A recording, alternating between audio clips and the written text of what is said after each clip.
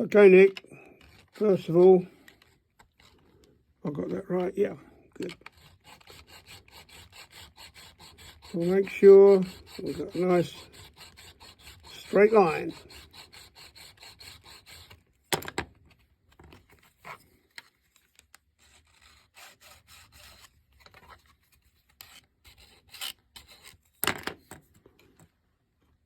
I've set my calipers at,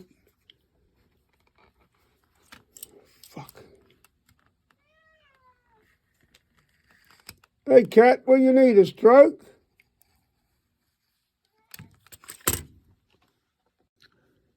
Hey Nick, I've set my calipers at 0.115, not 0.110. I'm going to mark this off. If you can see, I hope you can. You might be able to see a line right there. There you go. As you can see here, I cut myself a piece of 400 grit paper. A little drop of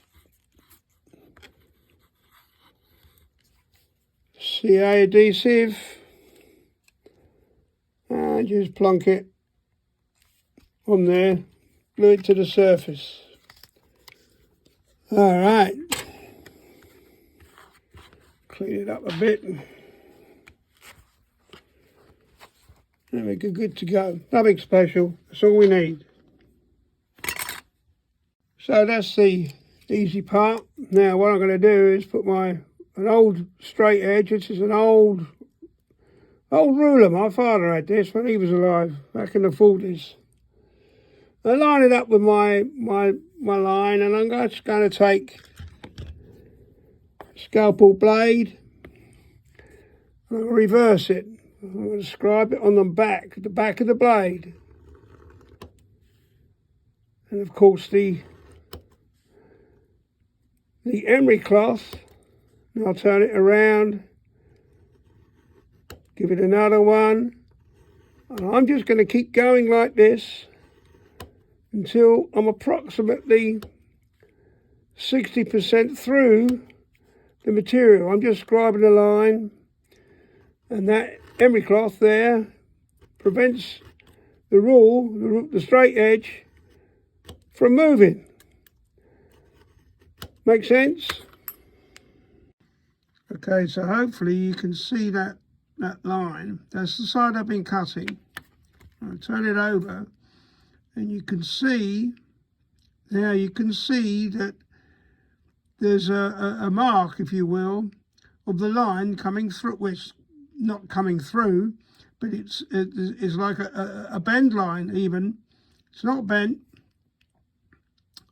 but you can see it's coming through on the other side. Hope that helps. All right, so the next job is put it in a vise. I've got to hold this best I can. So now what I'm going to do, this is the line I've been cutting, all right, or trying to cut, scribing. Now I'm going to pull that forward.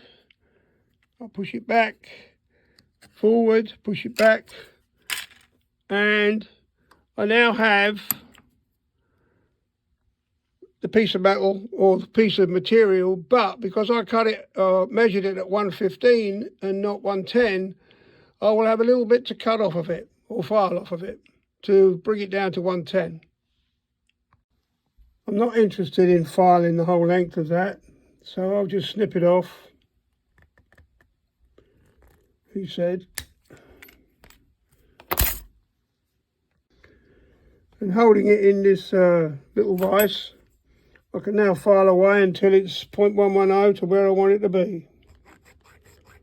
So this will be maybe 20 minutes, it might be 15. Back at you shortly. I like to turn the old phone around to get some distance, so I'll fold it down. So that was 110 there. Turn it over, and 110 there. So now I can take it out of the vise, and whatever we need to do with it. Right now it's pretty flat, but if it wasn't, I'll show you what to do. So here we got, I bent it up purposely just so we'll get it done. Okay, so what I do is I take this piece of brass. This is like 5/16 diameter, somewhere like that.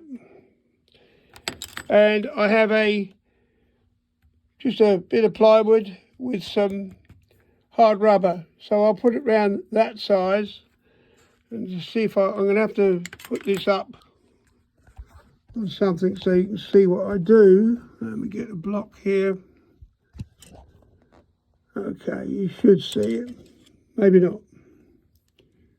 Yeah, okay, let me turn it around this way and you'll be able to see it.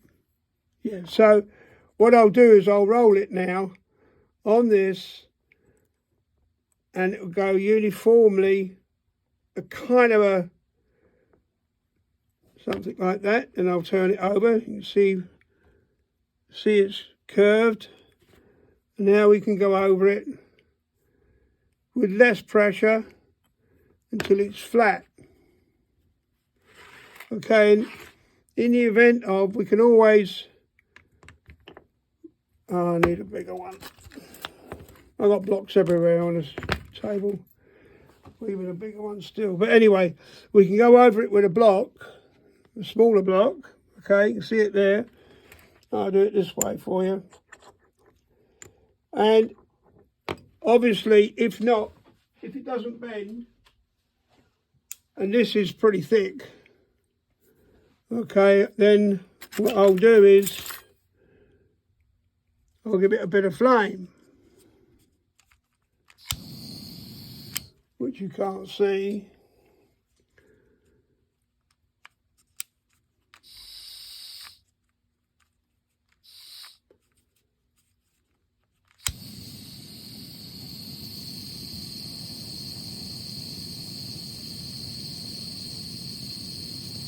I'm going to make it cherry red, and I go all the way down. I don't want to go too far because I'll mess up my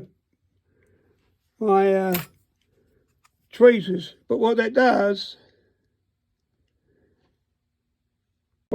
Nick, is it softens it, and then you can go backwards and forwards, and you can do this over a solid piece of steel as well, and then turn it over and do it again and do it again until you've got it where you want it to be.